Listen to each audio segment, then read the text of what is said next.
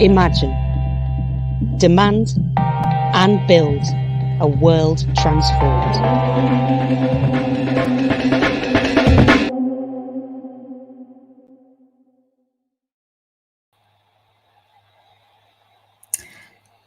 Hi everyone, and thank you so much for coming to this event on Black Lives Matter and the left. Obviously, this has been a huge year for Black Lives Matter and anti-racist movements, particularly in North America and Europe. In the middle of a pandemic that has disproportionately been killing Black and brown people around the world, we've seen the rise of a young, multiracial movement surfacing to highlight another pandemic, which is structural racism and racialized violence. And we also, in the UK, have seen the rise of a populist conservative government. And across the pond, we are approaching an election where Black working class people are being asked to choose between, to paraphrase Joe Biden himself, being shot in the heart or shot in the leg. So electoral movements from the left seem to have really failed as well to anticipate, as has often been the case, the political energy and the dissent that lies within working class Black communities and communities of colour. And this session asks, is it possible to build meaningful coalitions between anti-racist movements like Black Lives Matter and the electoral left? And speakers from the USA and the UK are going to consider some of the lessons that have been learned in the last few months since the killing of George Floyd, to try and explore what a fruitful relationship between a mass movement and legislative politics might look like. So to address these questions, we have an absolutely amazing panel. We've got Bianca Cunningham, who is a member of the Democratic Socialists of America. We have Gargi Bhattacharya, who is a professor of sociology and co-director of the Centre for Migration, Refugees and Belonging at the University of East London. And she's also written a great book recently called Rethinking Racial Capitalism, which for anyone interested in these kind of questions, I would really recommend having a read. And Annie Alaluku Tariba, who is a writer and independent researcher based in London, who is the organizer of another massive recommendation, the Black as in Revolution YouTube series. So just an apology in advance that Nalini Stamp was meant to be our fourth panelist, but was unable to make it because she's caught up in some fray that is happening in Kentucky that I'm sure we will find out about soon. So the way that the event is going to work is we're going to have some opening remarks from the panelists for about 10 minutes each. Then I'll warm everyone up with some questions and then open it up to the floor for some questions for our speakers. And also feel free to write some questions in the chat as you go along, and I'll gather them. So if anything pops up in your head as the speakers are talking, just pop them in there and I will make sure to pick them up for the Q&A session. So we're going to start with Bianca first. I'm not used to chairing events on, there we go, yay. So yeah, Bianca, would you like to go ahead?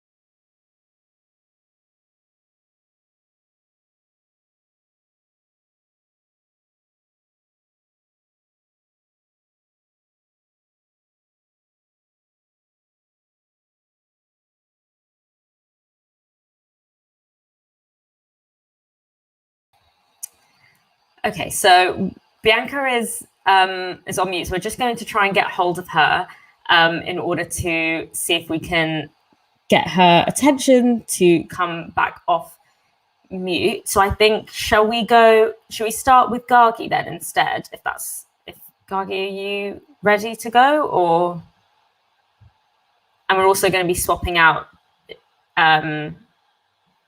interpreters as well.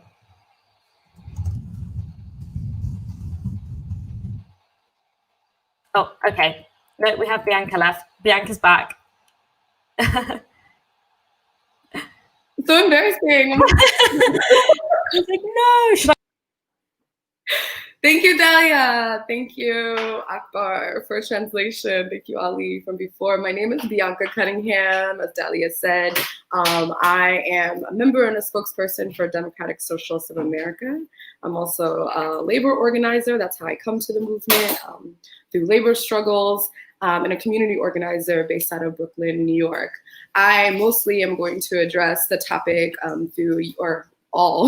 I'm going to address that topic through a USA context. And so I'm so grateful that this conversation is happening. We have so much to learn from one another between the USA and the UK. I'm always learning so much from people who are just in different places than me and the United States, whether they be in the South or the Midwest. We all are coming to this through different contexts. And so it's really important that we build these connections and relationships. So thank you for having me, first of all. I wanted to address the first question, which is, I believe, can movements like BLM build meaningful coalitions with the electoral left? So I want to say that obviously I think that's possible. That's happening for sure in the USA, where mostly on a local level, where we've been able to successfully run Black Lives Matter activists for office, most recently Cori Bush in Missouri. It's a great example of that, but there are also other examples like Jabari Brisport, Khalid Kamau, who was the first openly democratic socialist BLM organizer to be elected to office 3 years ago to the city council in Georgia. And so we know that this works. And I know Nalini's not with us, but I really want to shout Nalini Stamp out for all her amazing work with the WFP. Obviously, they've been building those coalitions in the direction that they're taking the WFP to be Black-led, to be, lockstep with the movement for Black lives, and to really address this question of electoralism from a purely working class Black and brown context is so important. And so shout out to her for being awesome and doing that amazing work throughout the years. I also just want to say that it kind of bothers me, the question, because it goes with the thinking that these things need to be separate. I actually think that our electoral left, if that's what we claim to be building, needs to be anti-racist, and it needs to be an arm of the movement for Black lives. It needs to be an arm of the movement. It's one way in which we can affect change. And so what does it look like for an electoral movement to be anti-racist? I think, first of all, it's finding candidates who are speaking to the material conditions of people in Black and brown working class communities. And so people who are willing to take on the really polarizing issues, such as defund the police, willing to have the budget fights, to have fully funded education and healthcare, et cetera. But it's also finding people within those communities, like nurses and teachers and bartenders, to run. I can't tell you my experience in Democratic Socialism of America in New York City is that from the very beginning, our whole thing has been, let's find the person who nobody else would give a second look to, who everybody would say doesn't have the experience. But what are the contents of their character and their heart? And if they're with us on the issues, we're going to run them, and we're going to give them the tools that they need to be successful. And so I just feel like more of that needs to happen on so many different levels. And so I hope that work continues to happen. I'm more interested today in talking about the lessons that I've personally learned through my organizing since the murder of George Floyd and Ahmaud Arbery and Breonna Taylor and Tony McDade and so many others that we can't even name. And so I think one of the lessons that I've learned is that our messaging is working. Many of us were involved in the, Bernie Sanders campaign or the Elizabeth Warren campaign. These were progressive campaigns that were mostly anti-capitalist, who were calling out, the targets and saying, who are these people that have the power to change the type of society that we live in? Who, where are they and how can we find them, right? And so I think our messaging is super effective. People coming out of the streets are talking through an anti-capitalist lens, which is amazing. I remember one example of marching with some young people, right whenever the protest was starting, the second day, and us getting to across the Brooklyn Bridge into the city of Manhattan, where there's a lot of shops, and a young organizer turning to everybody and saying, okay, y'all, So it's corporations only. And we're gonna like express our outrage, right? And we're gonna protest, but we're going after corporations. Leave the small businesses alone. This is about confronting state power. This is about confronting corporate and consolidated power, and the clarity to which the messages were coming from young people who had never been politically active before was just so striking to me. I really do think our message is working. And I also say another thing that I think is working is distinguishing ourselves as a left electoral politics from the Democrats. You know, when we first started doing this years ago, we were pointed out as being, you know, contrarian, pointed out, you know, as trying to sow discord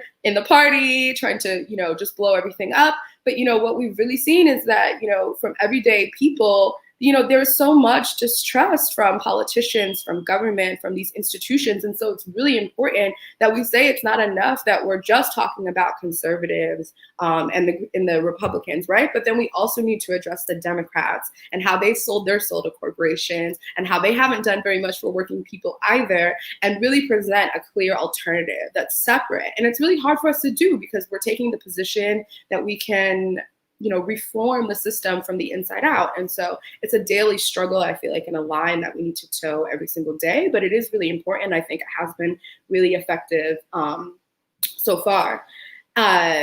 One of the second lessons I learned is that it's not an either or with electoral politics or movement making. You can do both effectively. And so Nalini and I were both convening organizers for Occupy City Hall, New York City. We occupied the City Hall Park in front of our City Hall, where the lawmakers have the power to pass a budget that defunds the police. And so we occupied this space to make that demand, and it lasted for 9 days. And one of the things that we were able to do is to connect people who were on the streets for the very first time, really upset, coming with all their trauma, coming with all their righteous anger, coming with all their outrage, and saying, hey, look, you know, we can address, you know, your trauma, your outrage, and do teach-ins, but we're also going to teach you who the targets are and like why it's important. So like, yeah, you want to confront the police at 3 o'clock in the morning, right? When we're in this occupation. That's amazing. Let's take that energy to like the council person's house. Let's take that energy to the mayor's house. Let's take that energy and really use it in a strategic way. And I think that's, you know, one of the ways that we were able to connect the two. The other thing I would say is that it was really transformational for me to see thousands of people convene and occupy a space for the amount of time that it did. So many amazing networks and infrastructure and mutual aid came from that space. But I would also say one of the most striking moments that I'll never forget is us being able to project the city council meeting. They thought they were going to hide on a Zoom call. Most people wouldn't get on the Zoom. Well, we projected the Zoom in the park. Hundreds of people watching it as if it was a ball game, cheering, booing, learning the players, learning the things and the reasons that they didn't want to defund the police or why they were in favor, seeing the faces. That was such a transformational moment. And I think it's a way to bring everyday people into politics, make it interesting when it has stakes, when it feels like we're actually experiencing our own power. And that's really important as well. The third thing I would say is that we should talk about the limits of electoral politics. One of the things that happened in the very first start of the summer when the protest started is I remember, you know, we had just came off of a primary here in the United States. And so, you know, there was a contentious primary being held and there were messages being put out in electoral, you know, people in electoral politics were doing the work and being out on the street and having these rallies and trying to get their message across. Well, what we saw with the protests is that the streets started to talk. And those same amazing legislators like Alexandria Ocasio-Cortez or Rashida Tlaib or Ilhan Omar honestly said, like, we're nothing without the movement that drives us. And we tried to warn you and talk about a platform that actually addresses issues that people care about and that there's actually a lot of support for this on the ground. And you weren't responsive to that. So now what you have to deal with is people on the streets. And now you have to answer to that. And I think that's really powerful. Those things need to come together. And we also need to understand like the limits of like what electoral politics can even do.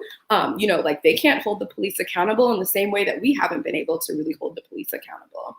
You know, I can't talk about how many campaigns I've been a part of that were pushing some seemingly well-meaning piece of police reform, right? Something that we felt we had to work years for. But then you get it passed, and the lawmakers pass it, and the cops just take you to court.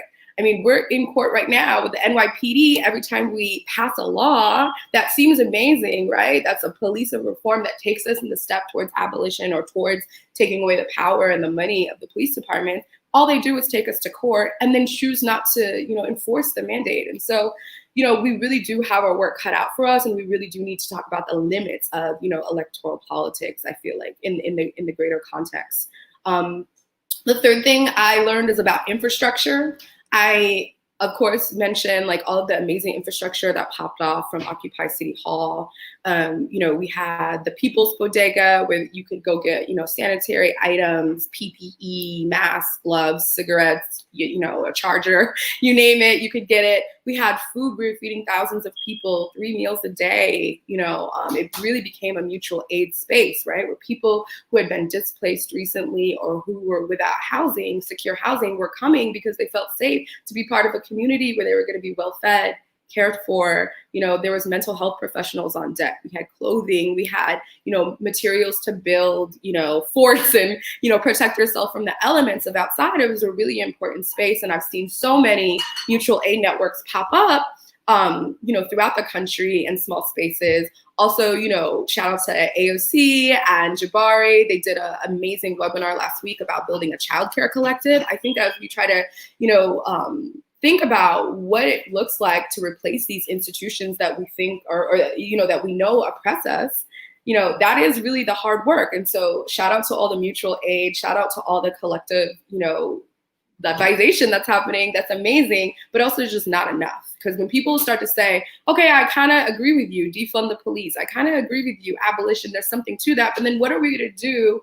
What are the institutions that we're going to use to fill? What are we going to build? And that is, in a lot of ways, a much harder question, right? But we need to do more of that. We need infrastructure.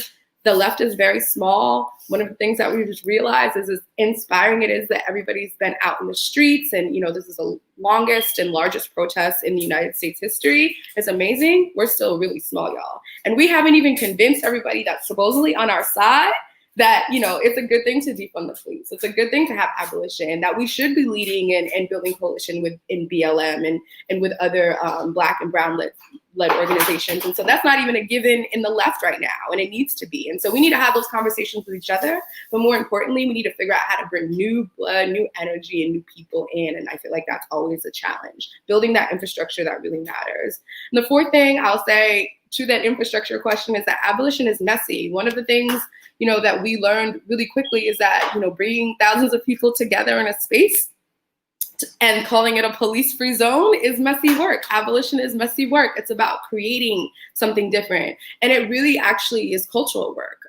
It's not enough. I was talking to one of my friends the other day. She's a trans woman, and she was saying, it's not enough. I'm not trying to defund the police so I can get my ass beat in the street, right? Like, we need to figure out ways to keep each other safe. And that's a real consideration that we have to make. And so that being said, we're not even close to being the type of society that we need to be in order to really live up to the spirit of abolition and the principles of abolition. And I think that's cultural work. We need to examine our own hearts and our own minds, how we feel about each other, how we feel about ourselves, how we feel about the world, and really figure out how to come together to try to participate more in collective economy, how to trust each other more, how to lead with those values as a society. And so I'll just stop there. But thank you again for having me. Thank you so much, Bianca. That was really, really great to hear. And I think especially as we are, in the UK sort of recovering from a really big defeat, and sort of it feels a little bit like that relationship between electoral politics and anti-racist grassroots movements, the trust is really broken down in many ways. So it's really nice to hear sort of dispatches from somewhere where that relationship, especially between these newer politicians and the kind of more grassroots movements, are really seeming to be much more fruitful than they were here. And I'm sure we'll get into that through the Q&A and also throughout the rest of the panel. So coming up now, we have Gargi Bhattacharya, who her internet connection is a little bit fuzzy, so we might have to go without any video, but that just means that you can savor her words even more with even more focus. Oh no, there she is. Hello. Oh, amazing. Okay, hi Gargi. Okay, so yeah, Gargi, take it away. Okay, I can't hear you, so I'm guessing it's time to start talking. I'm really sorry, my sound is not working here. Thanks so much for inviting me to this, and I'm sorry to once again be the middle-aged person with the technical difficulties, and if I lean over that much, or you can see my breast, I'm going to put it a bit further up, I think. I wanted to talk a little bit, I hope very briefly, because I think this is the kind of meeting where most people have got things that we're trying to work out together. This is not the kind of meeting where we're trying to tell you a load of answers and then you can go away and kind of revise them till you can save them off pat. As Bianca has already said, there's quite different contexts right now for the US and the UK, and Dalia did mention it, that really I think it's very hard to imagine alliance building across electoral politics and street politics, and especially abolitionist politics right now in the UK. Perhaps other people are going to disagree, but that doesn't feel to me like where we are. And I don't more than that. I just think, you need to know where you're putting your energies and why.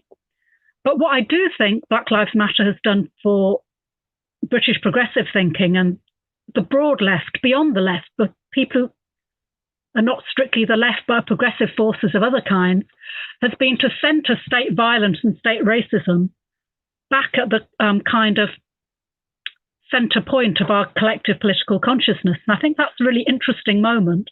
And I've really been thinking about the questions of this event in a slightly different way, not about whether we can find good candidates. Frankly, I don't think that's where Britain is. And also, I don't think Britain's electoral system works around finding a few good candidates. If there's anything we've learned, it's kind of that.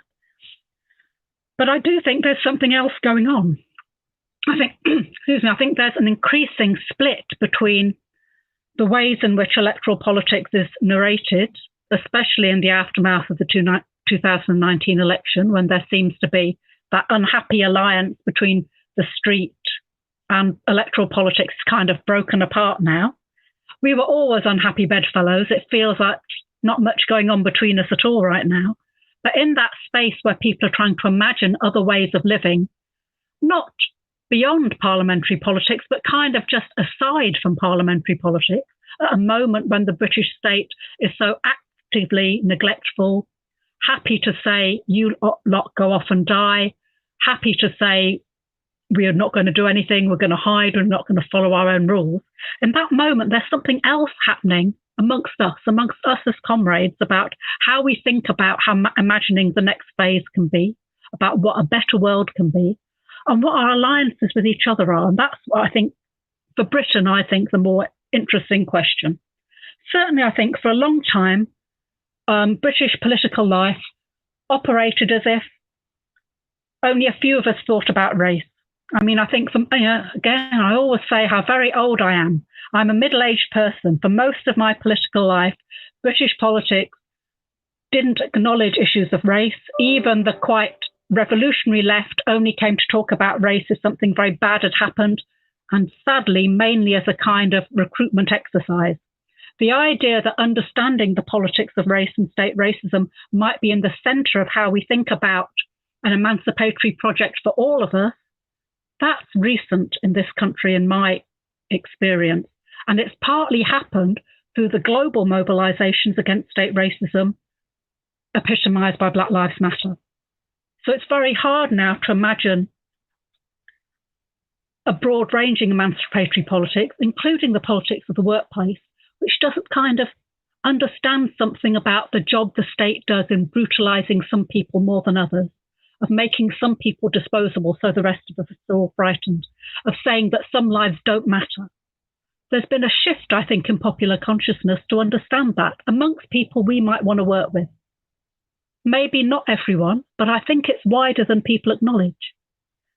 Even those stupid kind of statements that all the corporations and all the employers are making about Black Lives Matter, of course they're venal and insincere, but they're also a kind of recognition of a change in the temperature. Something else is going on. Even if they don't believe it, they think they're speaking to someone. And that someone is everyone else, all of our neighbours, people who aren't even on the left yet. And I think that's quite an exciting moment to try and understand what's going on with that and what is it about the radicalization around state racism that makes something new happen, new street politics, a new articulation of the associations between racism and class politics and labor politics and climate politics. All of that seems kind of up for grabs for us now. And I hope that some of the conversation we have will be about that. And I kind of think the one thing that I wanted to say that I hope other people will talk about, and I'm really sorry, I'm going to have to switch off put on my scud frock, not realizing that it would be so busty. And now I'm going to have to switch off my picture again after I finish speaking. But the thing that I think I'd really like to talk to other people about more broadly are the ways in which Black Lives Matter doesn't represent a moment of alliance politics. Black Lives Matter represents something about an expansive claim that can include us all.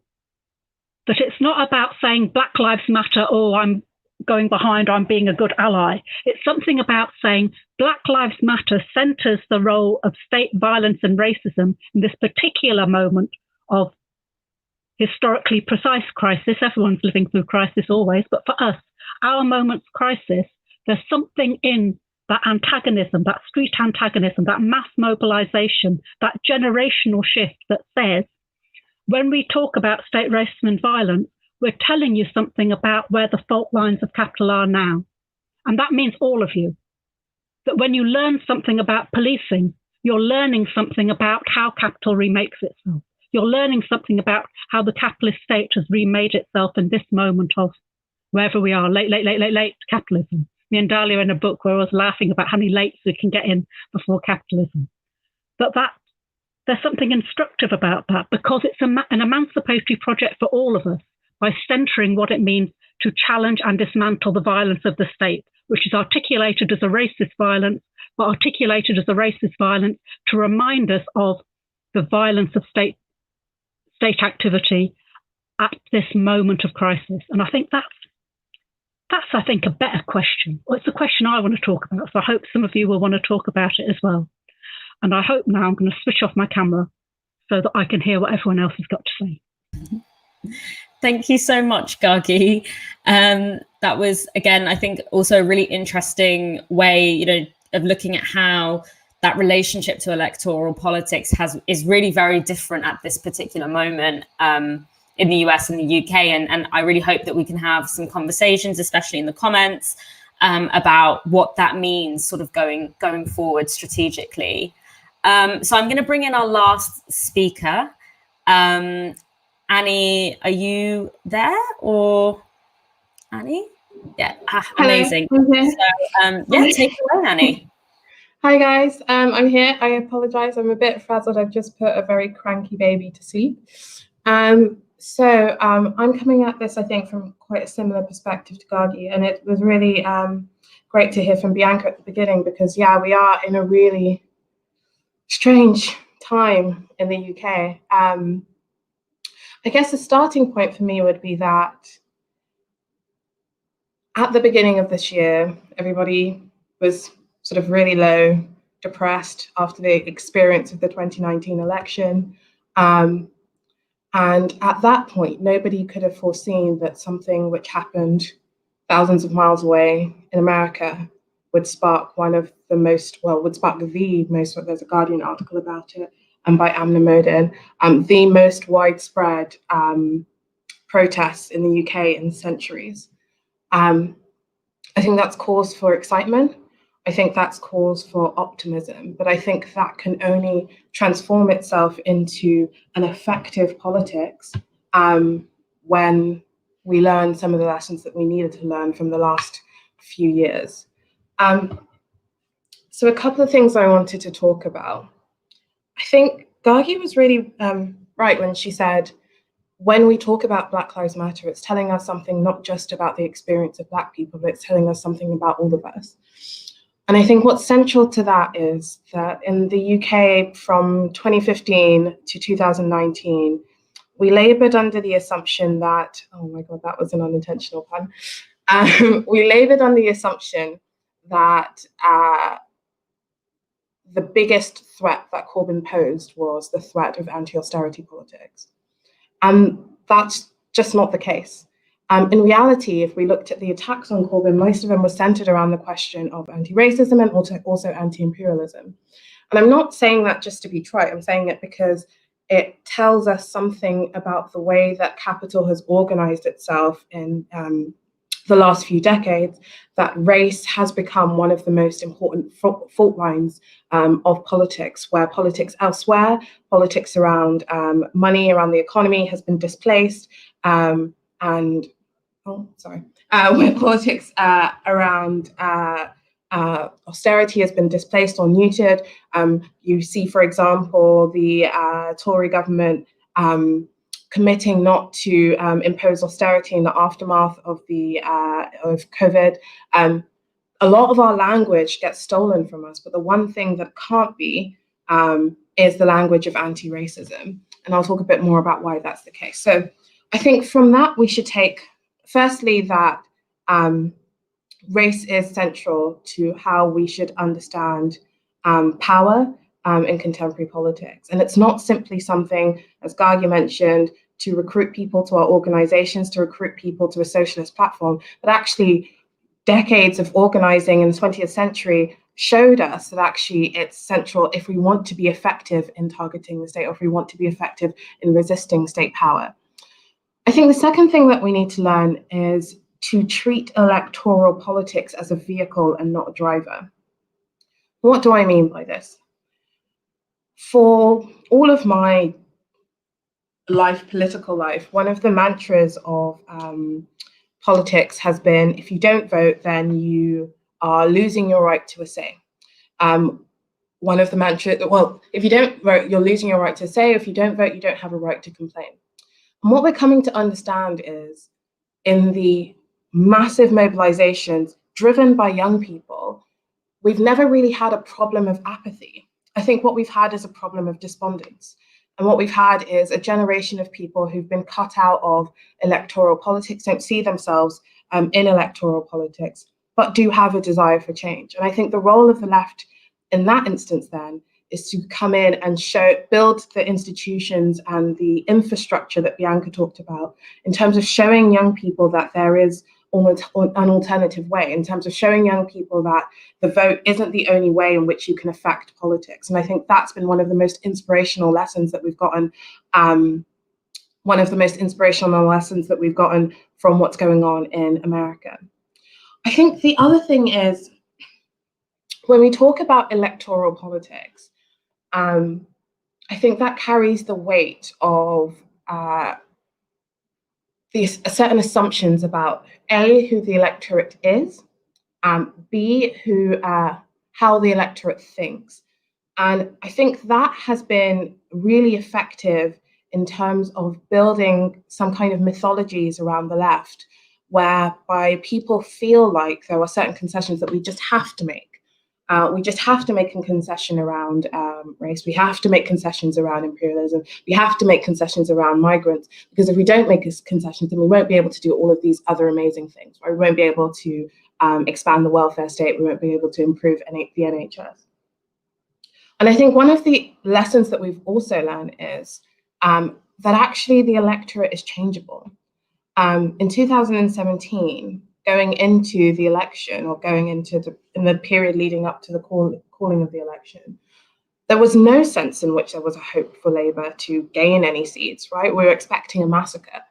And I think one of the things maybe which has been clouded since the election last year is the reality that it was conversations with people, it was going out and door knocking, it was mobilization, it was using people power that was able to shift the electorate, right? The electorate is comprised of people.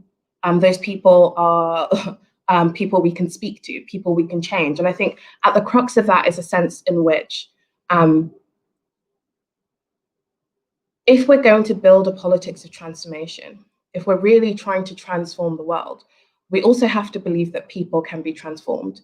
We also have to believe that the most racist person can be transformed through the experience of a particular kind of politics, right? And so when we when we move back into periods of despondence and we lose sight of that, I think that is a deep risk for us. I'm gonna leave it there for now, and then hopefully come back on some more of those points in the questions. But I'm really excited to be having this conversation, and thank you to everybody. Thank you so much, Annie. It's really horrible not being able to like applaud when these amazing talks are done and feel everyone just being like, yeah, like when people in the comments are kind of expressing that. So that's good at least. So as we're just collating some questions, I have a couple that I would really like to know what the speakers, how the speakers sort of think about that. So I'll ask those as we're kind of collating some of the questions. So I think that, one thing that has sort of really come to the fore is this sense of, particularly in the UK, of left electoral politics sort of really missing the mark on political power and the kind of necessity, and especially like what kind of communities you need to mobilize and have invested in your project in order to win through an insurgent campaign. And often taking for granted, actually, working class communities of colour, that they will vote for them because the alternative is always so much worse. So an example is Biden's, if you don't vote for me, then you ain't black. And also with Jeremy Corbyn's Labour Party, the biggest concession that we saw was around policing, around, actually not only not arguing for sort of like in a critique of the police, but actually arguing that we needed to fund it more than the Conservatives funded the police and also the border industry. But then a few months later, we see, the biggest multiracial mobilization of working class people happening around that very issue that we concede that, the Labour Party, Jeremy's Labour Party conceded under.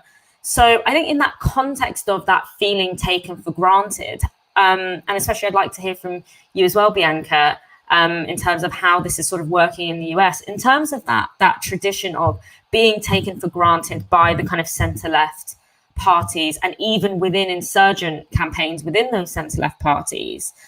How can we both sort of like work within electoral politics or work sort of in awareness of electoral politics, whilst also knowing sort of that history? In other words, like, how do we not only sort of think about our own relationship to electoral politics, but think about what we even want electoral politics' relationship to be with us as sort of anti-racist organisers?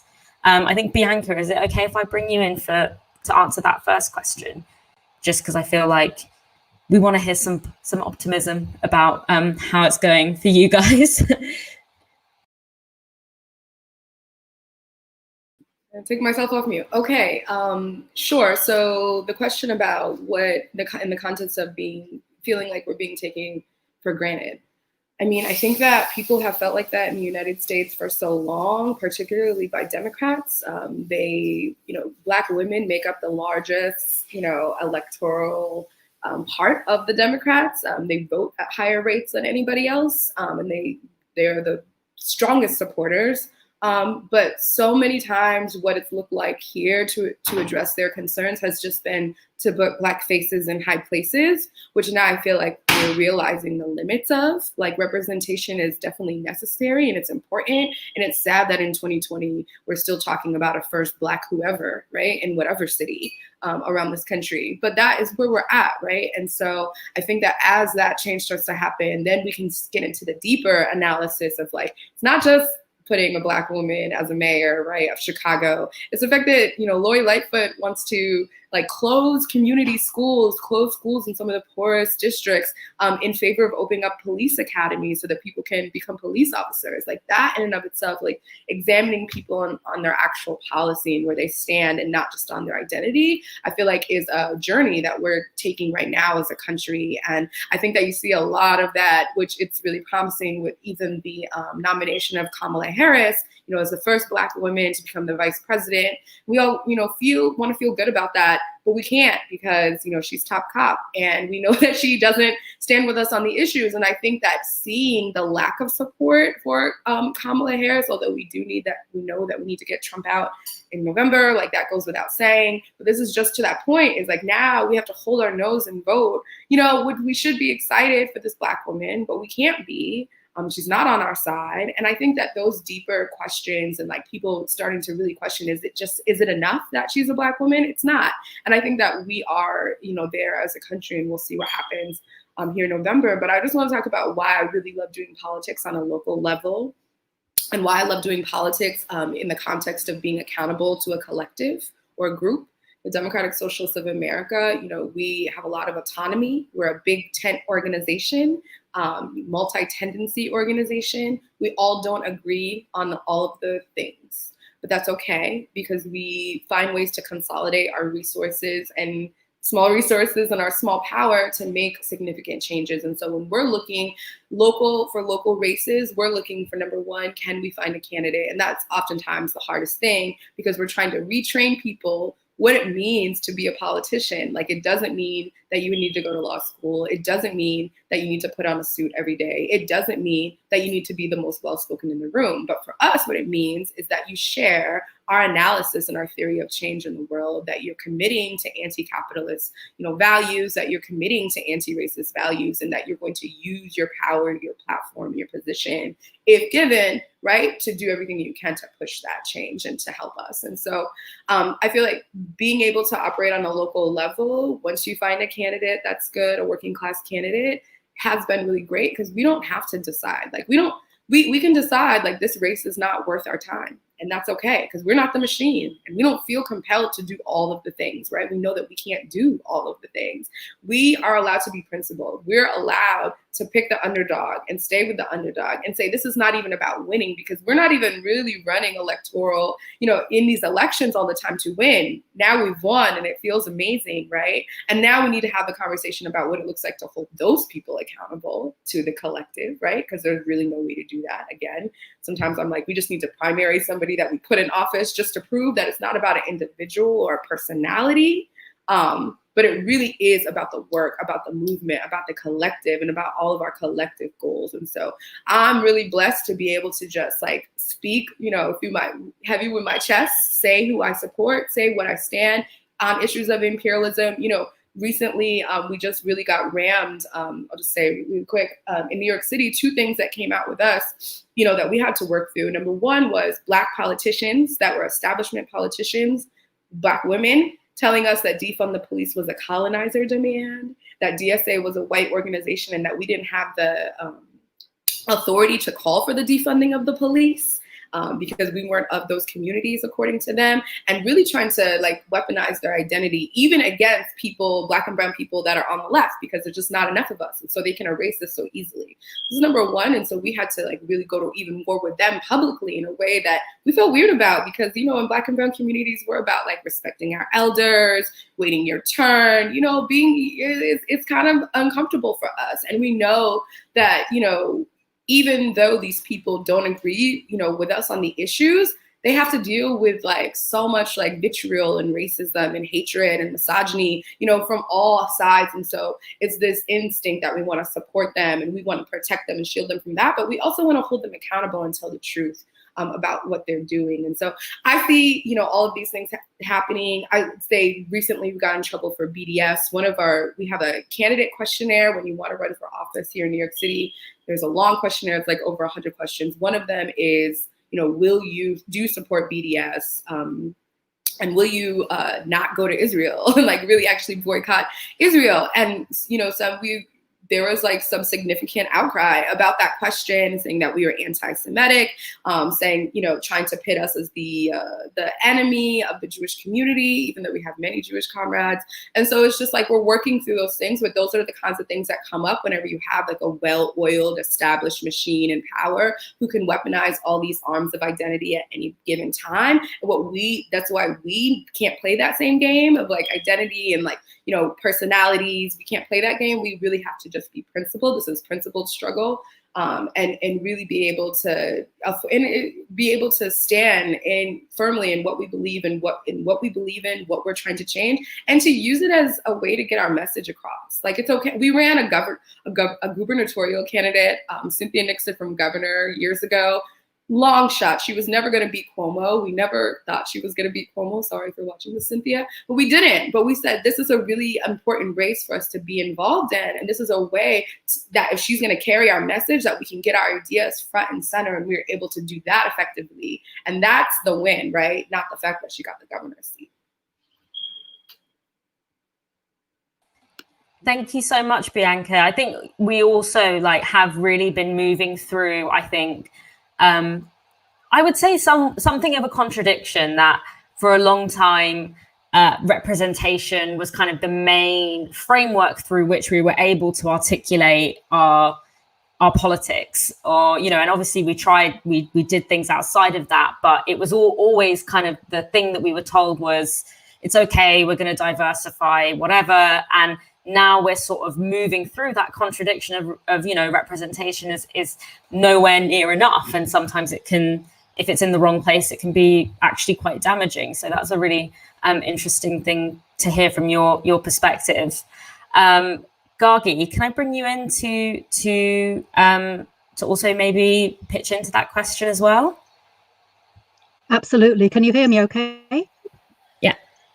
Yeah, all good. Yes, excellent. Right. Again, I'm going to say a bit of historical stuff about Britain because I'm a kind of living history person. But how I think electoral politics has played Black and brown communities in the last 30 or 40 years in this country has really relied on a way of thinking of communities as discrete, as based around quite static ideas of ethnicity with clear boundaries between groups of people, and by kind of sanctifying certain people to speak for us. Everyone kind of knows about that stuff, and that's like the generation before me. It comes from a kind of first generation migrant way of building organizational spaces and interacting with the local and the national state through those conduits of your local organization. And your local organization is often your religious organization, or if not, it's a breath away from that. You can see that what's happened through that is that when we've been given previously a kind of electoral nod, it's been around really quite culturally conservative claims. They're not claims that don't exist in the community, but they're like almost our easiest claims, the ones around cultural recognition, the ones around small amounts of space in localities. And I have to say that's also about historically what was needed when. But they're all based around an idea that, oh, Bengalis, they want this, speak to Mr. Head Bengali. Jamaicans, they want this, go this place. That way of organizing. And I don't think that any of the main electoral parties have yet understood that that won't run in the same way anymore. One of the things I think has happened despite them, partly because of mobilizing around state violence, but also because other things happen in people's lives, is that you cannot speak to Black and brown communities electorally in that country anymore. The Labour Party clearly tries to keep doing that, but I don't think that's reaching any younger people. And younger is even like under 40, perhaps even under 50. So there's something else going on around how people are articulating their experience of racism and looking at what electoral politics is doing. So I think there's a space for us in Britain to try and organise around what would be a non-community, discrete communities focus of mobilising to make anti-racist claims, not least because everyone who's not already well into middle age is already living like that. And I think that's the kind of alliance already seeing in the streets around police violence and other state violences, also actually around the violence of the border, and that there's something that can't be captured by let me have tea with someone who wears a turban and someone who does this and someone who does that, which I think is how sadly both the Labour leadership and certainly the Tory leadership is still playing it. But I don't think that that's so solid anymore. And I think part of our job is to open up that fissure some more So that idea of speaking for communities and their most conservative claims can't be the end of electoral claims for anti-racists. And, I always feel very hopeful. Things are never as stable as the dominant people think. So it's kind of those bits of uncertainty, that's our opening. And that's me done. I should say that, no gestures. So I have one more question that I'm going to ask before I move on to the commenters' questions, of which there are lots of great ones. So when you look at the history of anti-racist movements, both in the UK and in the US, it feels like, and I don't know if maybe this is me romanticizing the past, but it feels like there is kind of more of a connection to the impacts of imperialism abroad. We both, whether you're in the US or in the UK, we are operating and organizing from the center of historic and contemporary empires, and that implicates us and gives us a certain kind of position that maybe we don't reflect on as much. So thinking about, historically the Black Panther Party and the kind of influence of connecting with, the Algerian liberation struggles, and how that kind of was really a knowledge and strategic exchange. And, obviously here with, the relationship to the empire, and how the presence of people of color in this country means that we have that sort of connection always to what is happening abroad. And I think despite us being more connected than we've ever been, through the internet, etc., we seem to be really working within the nation state as our main frontier. Why do you think that? Do you agree that's kind of what is happening now? And why do you think that is that has changed? And how do we recover an internationalist approach while still, working within the frontiers that we've kind of, and the sort of agents of change, whether it's, the state or not, I don't think it's an agent of change, but, vehicles like electoral politics. How do we kind of reconcile that and recover that sort of internationalist conception of what we're fighting for? So I'll start with you, Annie, if that's okay. Okay, I remembered to unmute myself now. So I definitely have been thinking about that, Dalia. I think in the last couple of, I can't really speak to the historical perspective from a personal experience, but certainly in my research, I think one of the things which is interesting is seeing in the late 70s through the 80s and producing the world that we have now, a retreat of anti-racist horizons, or I should put it as a retreat of anti-imperialist horizons into anti-racist horizons. And what do I mean by that? What I mean is that, 40, 50 years ago, because we had a large, vibrant left, which was speaking to questions of imperialism and connecting them to the domestic experience. So, for example, the Panthers, as you mentioned, had an analysis of Black America as a colony within the mother country. So an analysis of Black America as experiencing the same processes of colonization, the policing, etc., that were being experienced by people on the who were experiencing the brute force of imperialism abroad. I think part of that has been, the collapse of the left as a sort of significant force in national politics. But I think also part of that has been the way in which, if we have a structural analysis of the way that the oppressive structures, the way that neoliberalism has shaped us as beings, we can see how material,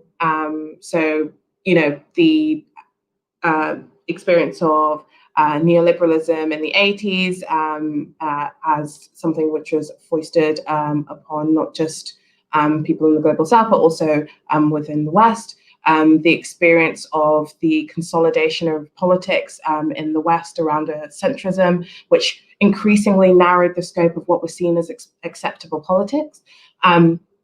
Suddenly, because there was so little it seemed to fight for, people's horizons became narrower and narrower, and it became, if only we could just get some Black faces in power, if only we could just get some, anti-racist or subconscious bias or implicit bias training for police officers, then the world would be better. And I think that part of the impact of that has been to lessen our capacity to cut through what has been pushed upon us as the discrete identities that Gargi talks about, in a sense that when our horizons are so narrow, what we think of as us fighting for doesn't seem worth it.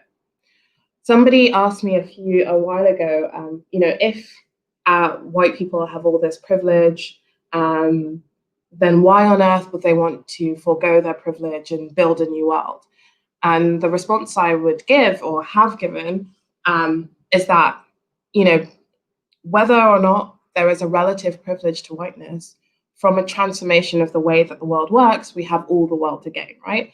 And I think a retreat from the international into the national has coincided with people not believing that or understanding the gravity of that in the same way. I think the other thing to note is that the way in which politics works at the moment, we live in an ironic moment where, 60, 70 years ago, you didn't have the ability to just log on to Twitter and see what was happening around the world. But weirdly, that generation seemed to be more global than we are in the way that they think. I think we only really experience or understand the struggles that are happening outside of Britain and the US in moments in which it becomes front page news. I think what we need to do as the left is develop and cultivate habits of connecting with, building links with, building alliances with. So, for example, the experience of BLM and the Dream Defenders when they went on that trip to Palestine, those kind of material connections that can't be replaced simply by conversations on Twitter need to also be a focus of the left as well. I'll leave it there. Thank you so much, Annie. Bianca, I'll bring you in next, if that's okay. Great. Is the same question to me? Yes, yeah. Okay. Do you want me to repeat it or? No, that's okay. I think I got the gist of it. Yeah, I think this was some of the hardest, things to think of. When I was listening to Annie, speak about the fact that there were so much international solidarity, in the 60s and 70s and how it really died. I'm actually thinking about that was around the time that I think that capitalism became truly global and unregulated on a different level, particularly here in the United States. And so I think that certainly has something to do with it. And I also feel like people realize the limitations of the Black Power and Civil Rights movements, COINTELPRO, and obviously other government ways, to break up the momentum and organizing and really make an example out of so many of those freedom fighters that were doing that work back then. But I have to say that I am, it's one of the hardest things to figure out as a person on the left, a person that was new to the left, trying to figure out what could I possibly do that would have an impact on my comrades, across the water, how can we connect these struggles and make it more meaningful than just a solidarity picture, or even an event where people who already agree with us come and we talk to one another. And I think all of those things are definitely necessary. But to Annie's point, we do need more examples of real working class people from the United States and from other countries visiting real working class people who are doing that. I find that the kind of folks who are able to do these kind of international, exchanges and meet and greets are oftentimes, and no offense, very well educated, and a particular socioeconomic status, and may even give off, you may not even think there was poverty in some of these countries based on the folks, that are going to represent. And so I really do think taking the NGO factor, they've kind of gotten this area dominated about what international exchange looks like. We've got to be a lot better about that. One of the things that came out of even us here in Occupy City Hall, which is, I would say, is number one, we were always trying to figure out ways to bring in the narratives from the UK and having, you all's protests and in solidarity with people in Palestine who are also, protesting for Black Lives Matter and for liberation and trying to connect those dots for people. And so, one of the high moments of Occupy City Hall. We were having a standoff with the police. We were taking over one police plaza, which is like one of their main headquarters, and had crowds of people outside, and they actually took down the American flag and put up the Palestinian flag. And that is promising to me. That's thousands of people, right, cheering for the Palestinian flag, cheering, you know, for that struggle, and understanding that this is all connected. We were also met up with some Chilean comrades who were talking to us about the occupation that they're having in Chile. Right now, they're having a struggle around their own constitution and the possibility that, they're going to be able to vote to rewrite their constitution. I think that's super dope. I actually heard, one protester in Minnesota on a video say, we're out here to demand a new constitution. We need to, portray the Constitution, but then we also need to change it and make it more inclusive for people who look like us, right? And I think that's such a strong demand. And even if it's not coming from like a collective or it doesn't have a lot of momentum right now, seeing the comrades in Chile being able to occupy and struggle around such a transformational demand has been really strong. They call themselves the Primera Línea. They're the first line of protesters. They keep the other protesters safe, and they also make it their business to break curfew, to go outside, to confront the police at every cost, and to make sure that the momentum, stays, in the midst of this global pandemic and COVID. And so I'm really I know I'm here as the optimist, and Gargi's probably gonna come and lay down all the truth. But here I have to say we could do a whole lot better. I think capitalism is globalized globally, and we have to keep up. They're way ahead of us. They're able to even adjust their messages, even in Black Lives Matter, they can make the black square or say, we're committed to diversity training, or we're committed, to having this much of our people, this much of our board be, Black and brown folks. But, why don't we as the left think that we need to adjust anything that we're doing when capitalism is in such a strong position and they still see the utility in that is beyond me, but we got to do better. And so I'm really encouraged by even these conversations happening, and I want to continue to figure out ways that we can support each other and really lift up the global struggle against state violence. Thank you, Bianca. I definitely that point about how capitalists really know how to do global solidarity very, very well with one another, and we sort of are way behind in that. And I also think one thing that has been really concerning to me has been actually that the far right have become a lot more effective at kind of building those networks between each other, particularly across Europe and North America. So really, we have to really up our game if we're going to sort of outflank that. So Gargi, I'm going to bring you in to answer that question as well, just on the international question of internationalism. Mm-hmm. And I'm so sorry, Bianca, you think that I'm misery guts. Please don't mistake being old and knackered for being miserable. I'm very optimistic, and I take so much energy from younger activists and what is happening. It's all opening up. I know every generation feels like it's all opening up, but it's true. There are these fissures which we are all entering into, of all generations, and it's all up for grabs. And I do think that there's also something about, we forget how quickly we've come so far, even in terms of popular narrative. I've said to lots of people that even 10 years ago, you could hardly say capitalism in any public forum, including on the left. Only on the very revolutionary left, you'd quietly say to each other, oh yes, capitalism is a problem. There's a whole anti-capitalist movement happening then, but it's not seeped into all the other spaces. Now that's absolutely central to how people speak. Even capitalists have learned how to pretend they're embarrassed about being capitalist and talking about caring capitalism or, kind of corporate responsibility. That's partly a sign of us moving the goalposts. And I do think that we're also better at being internationalists than we realise, but we've lost some of our languages. And we also need to rebuild some new languages, don't we, of what is internationalist solidarity, not only in the anti-colonial moment, but now in this new kind of moment of imperial violence.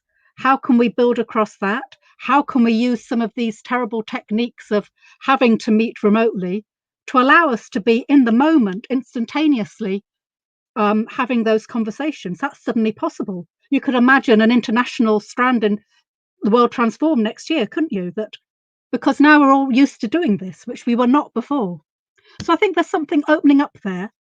But it's true, we need to build on it a bit more, and also to remember that earlier moment we're talking about was very much peopled by people who themselves were core to the anti-colonial struggles of their back homes.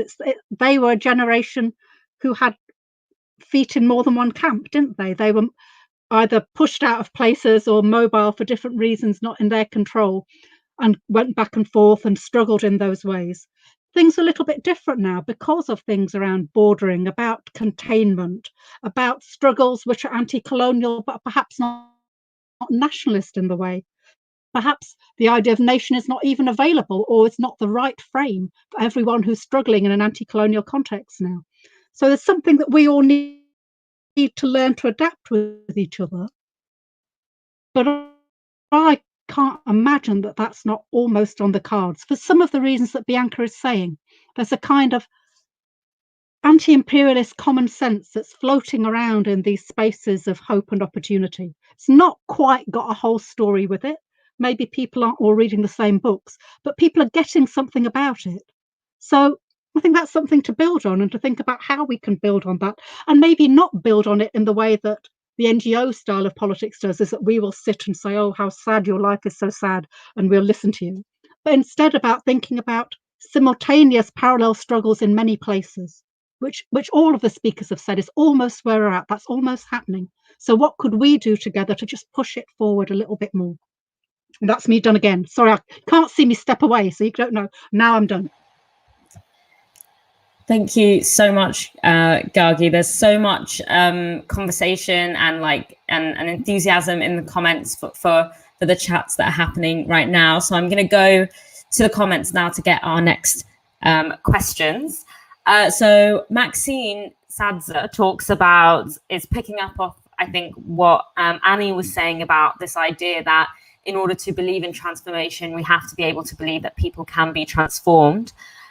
She asks, yes, I do agree that people can be persuaded to change their views, and that can be done via campaigns. But how do we counter jingoism and nationalism that the Tories focus on to engage the electorate? So, Annie, should we go to you first? Yeah. Okay. I'm going to be really annoying and use an example that I always use. So there's this video on YouTube. It's called American Revolution 2. With Bobby Lee, and it's a Panther going in to organize a group of poor whites from uptown who used the Confederate flag as their symbol, and Bobby Lee was a member of the Black Panther Party. And what's so striking about that video is the minute they stop talking about race, they push that question to the side, and he just asked them, what's going on in your life? The stories they start telling are exactly the same stories that the Panthers were organizing people in Chicago around beforehand. So stories of police brutality, stories of really bad housing, stories of poverty. And the point is that part of the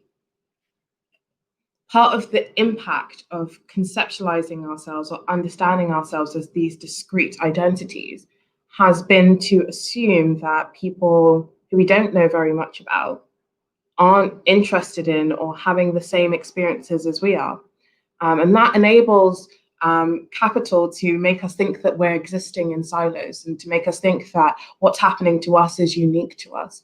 When the reality is actually, when you push the abstractions aside, I noticed somebody made a comment about abstractions like nationalism.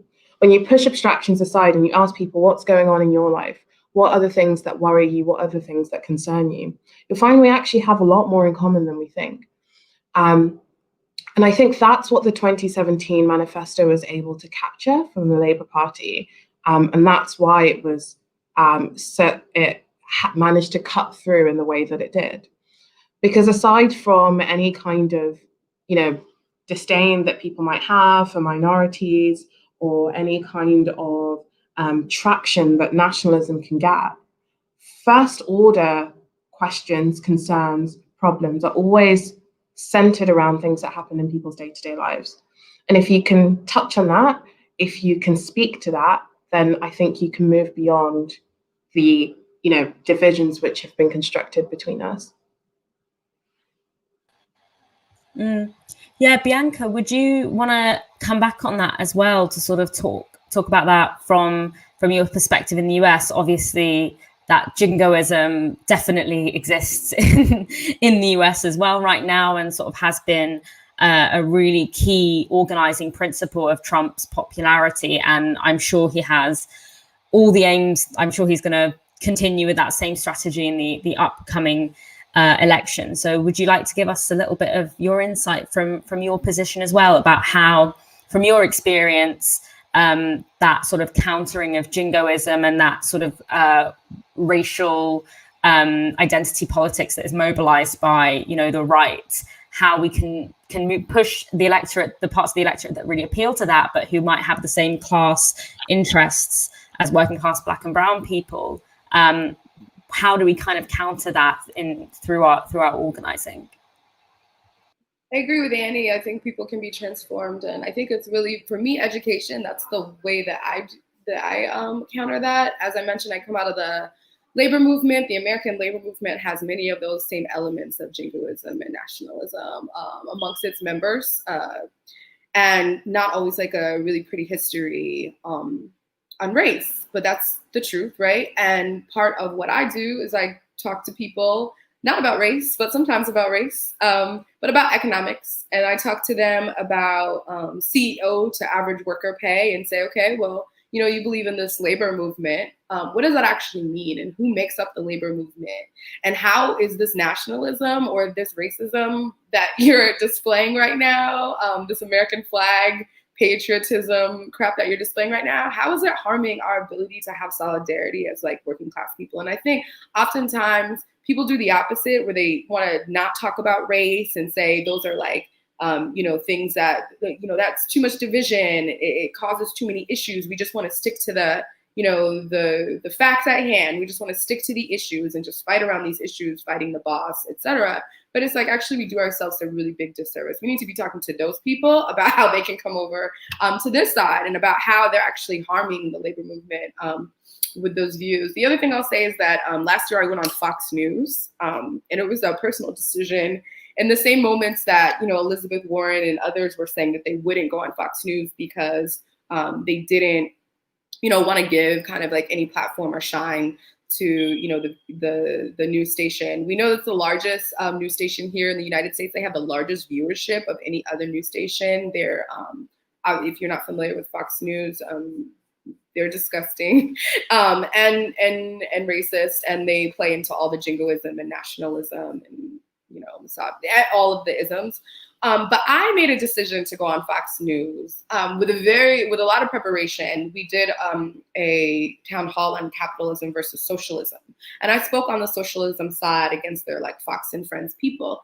And one of the reasons that I did that is because, believe it or not, Fox has the most viewers, but their viewers are more likely to vote for Bernie Sanders at the time that he was running than anyone else. And I think that there is, we leave stuff on the table when we just don't want to talk to people who we assume are different, or, we assume, have malicious intent, and many of them do. Obviously we've seen, just the disgusting vitriol being spewed by some of these people, even most recently with the shooter, up in Kenosha. I mean, this is all, completely disgusting, and I don't want to downplay that. But I think, I just always come back to this experience that I had personally, which was I was in a union drive in Mississippi, which is the very conservative South and very poor South. And there I was door knocking for the union drive, and there was a Confederate flag and a Klan flag outside of the door, and I didn't want to knock on the door, but I was like, I have to knock on everybody's door, and my partner was pushing me to do it. We were scared.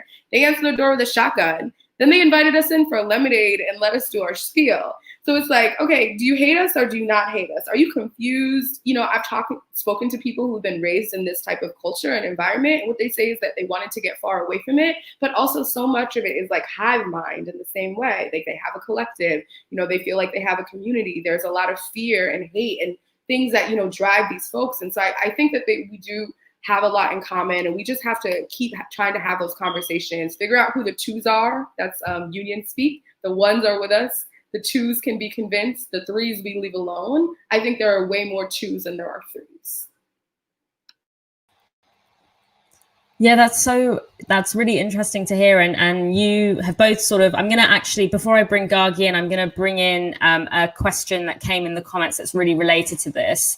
And Bianca and Annie kind of already answered it to an extent in their answer. So before I bring you in, Gargi, I'm going to just add a little bit here, which is, does anybody have experience of projects or organizing formats that aim to organize and create more white anti-racists? There are some areas in the UK with few people of colour and stuck in a culture war.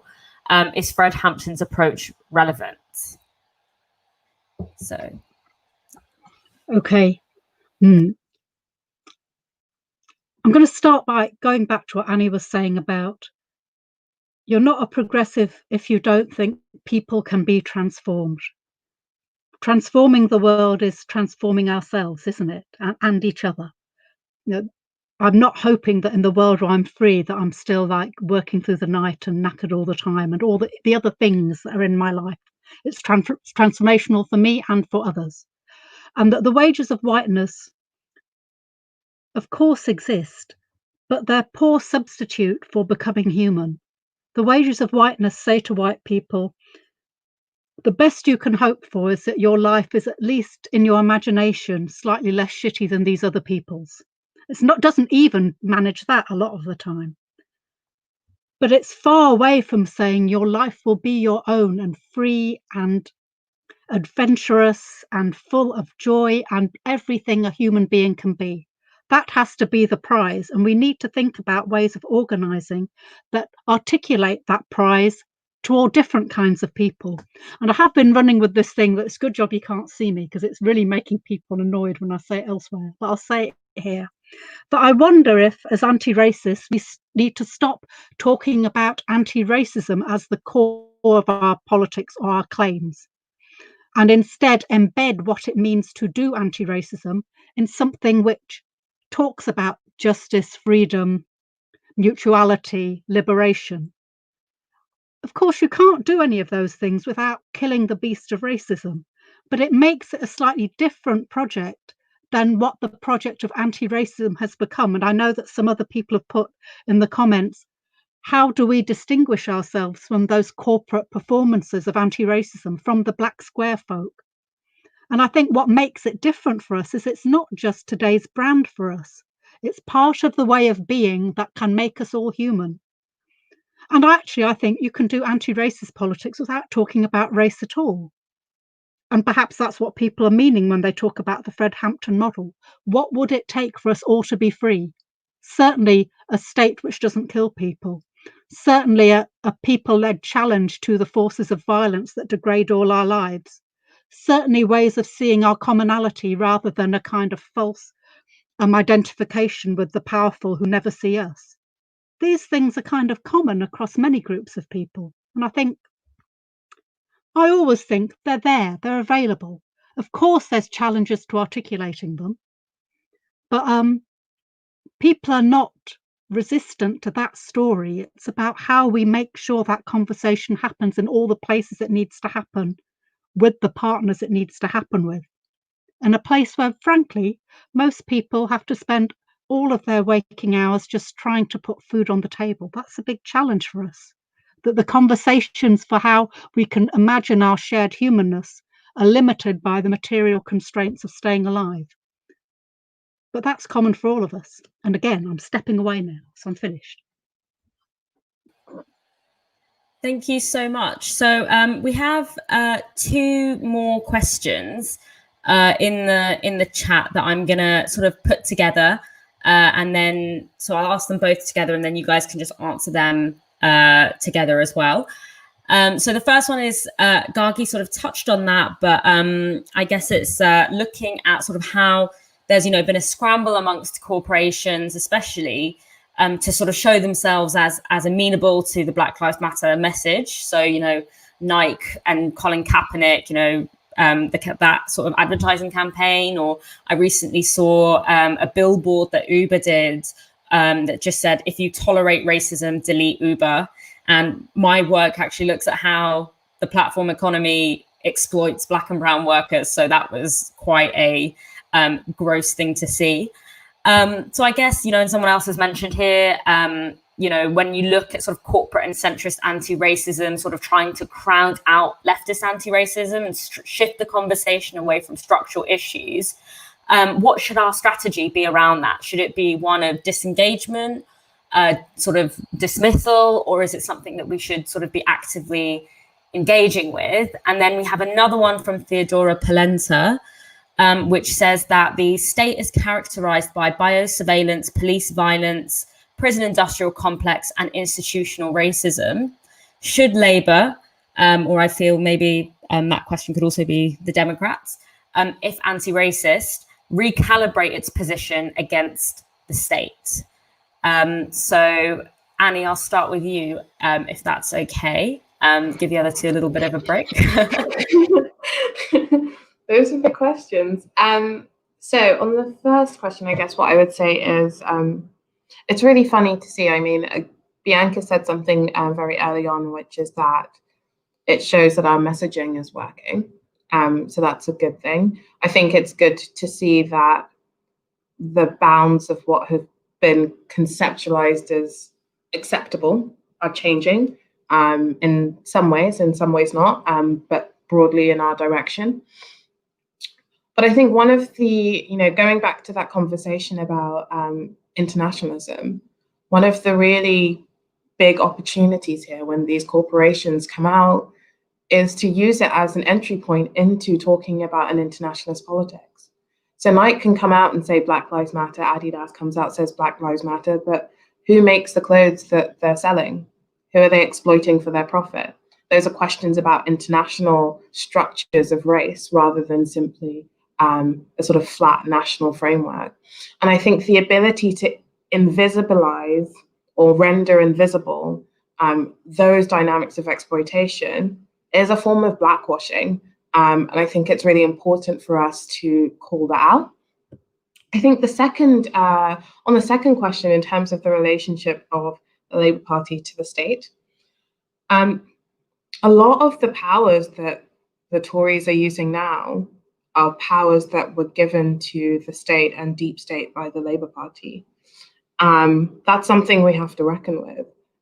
That's something we have to think through, especially as we understand our relationship to the Labour Party itself, but also our relationship to electoral politics. And I think part of the problem is that the question of national security is a question that the left hasn't historically done well at finding an answer to. And what do I mean by that? What I mean is that in the last-ditch attacks against Corbyn in the leadership election, the first leadership election in 2015, you had all these female candidates or women candidates coming to the fore saying, you know, Corbyn, you wouldn't press the red button. You wouldn't bomb people back, use second strike capabilities with the nuclear weapons. And I think one central aspect to being able to create the space for Labour, left Labour, if that is going to be possible anytime soon, to recalibrate its relationship to the state or its attitude to the state and state power, is to start pushing back on arguments like that, is to start trying to get people to reconceptualize what security looks like, what safeness looks like, and reconceptualize what community is. Who are we protecting ourselves from? How do we relate to the rest of the world? And I think those are questions that we do really need to do some thinking around. And I don't think we've done enough yet.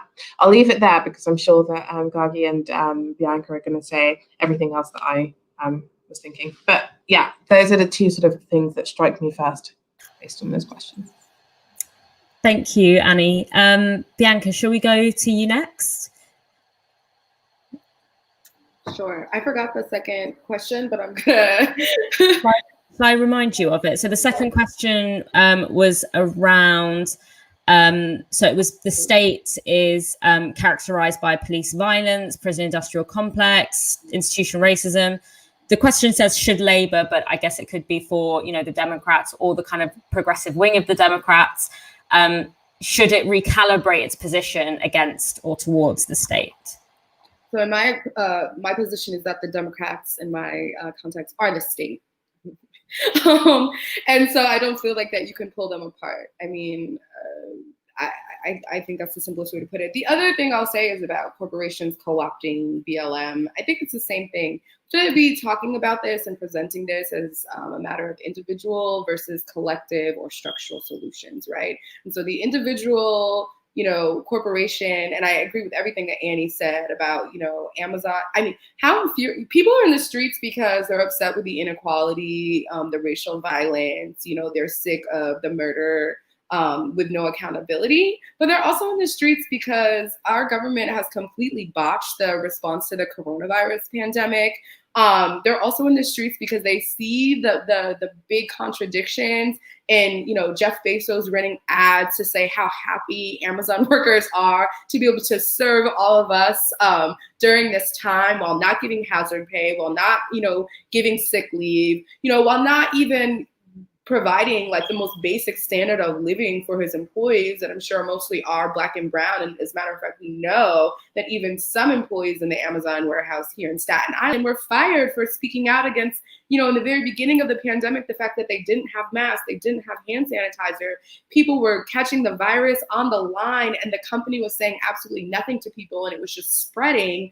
And so we know, and those workers were fired in retaliation for speaking up and trying to form a union and trying to fight back against that. So how infuriating it is for you to be called a national hero through the media, on commercials, with elected officials, it's through your boss, and then them not actually give you what you actually need to survive and thrive like during this pandemic and keep you and your family safe. So I really do feel like this is about, you know, exposing those contradictions, exposing individual solutions like arrest the cops who murdered Breonna Taylor. We have to understand that we're making those demands because of the current system that we live in, but that like Black lives are still gonna matter whether they arrest those murderers or not, right? And like them arresting her killers is not going to take me out of the streets because that doesn't spell justice to all of us. And what we're really trying to look for is structural and systemic justice, structural equality. We're looking for equity in this conversation, not just for you to say something nice, not for you to just bow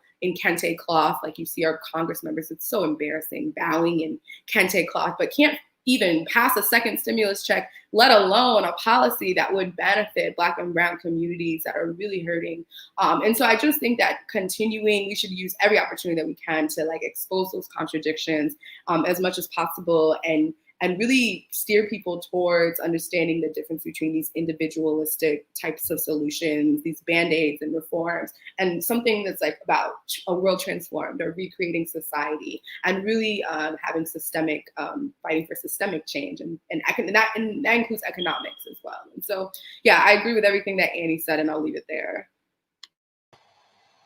Amazing. Thanks, Bianca. So for our final comments, shall we go to Gargi before we're going to make it just on time. So that's great.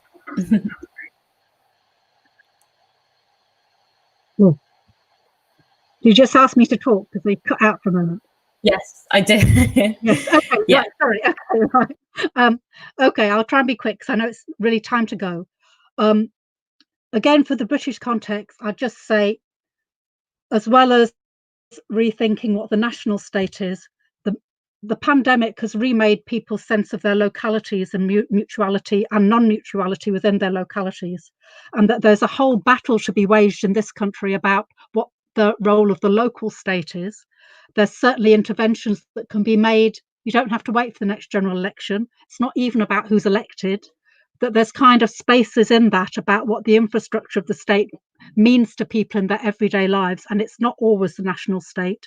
And many of the things that we think about, both in terms of penality and in terms of support, happen locally in terms of the structures of UK government. So I think there's a return to that conversation that needs to be had. And again, showing my age, I'm sorry, I'm always talking about the past. I've come to that stage, but the generation just above me through the long Thatcher years, I'm a child through Thatcherism, come of age just as she ends, redirected energies to what could be done in the local state. So for London, that's the GLA years, but it's also in the kind of remaking of other key British cities around a local agenda that can make wins for people's everyday lives through using some kinds of accommodations of local infrastructure. So we also kind of need to expand what we think of in the state in different ways. And I think people have already said what we ought to do about corporate blackwashing. It's an opportunity, isn't it? If these people have got the platforms, then it's an opportunity to push our analysis a little bit further, to push the contradictions a little bit further. And actually, I think lots of those statements have expanded the ability of lots of different people to talk about things such as labour conditions, to talk about, and transnationally to talk about labour conditions. You know, there's a whole kind of now unstoppable conversation about how rubbish working conditions here are also based in rubbish working conditions there, about commodity chains. Who would have thought it that, you know, now talk about commodity chains in mainstream news programs and lots of people know what you mean. All of those things are an opportunity for us. Every time they come into our terrain, we get to talk some more, and that has to be part of the game as well. And I'm done, and it's only 3 minutes past. Thank you so much, Gargi, and thank you so much to all of our panelists. It's sad that we couldn't be there together in person, but judging from the comments section, it sounds like everyone really gained something from that.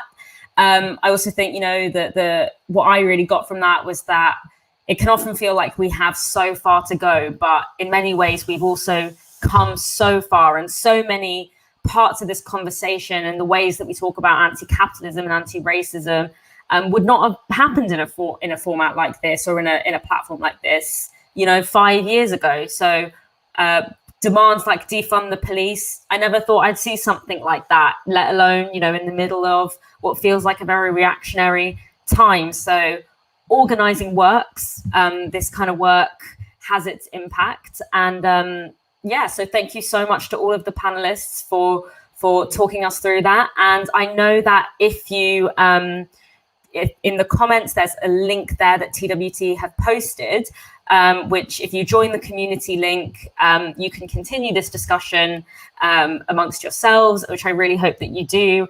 And be sure to keep in touch with the work that TWT do, and any other local organization that might be relevant to this, to continue that organizing work. Because as we can see from the talks that we've had today, it does bear fruit, even if it's quite a long way down the road. So thank you very much to all of our panelists, and I hope you all have a really great Sunday evening. View the full TWT20 program and become a supporter today to help us deliver political education all year round at theworldtransformed.org.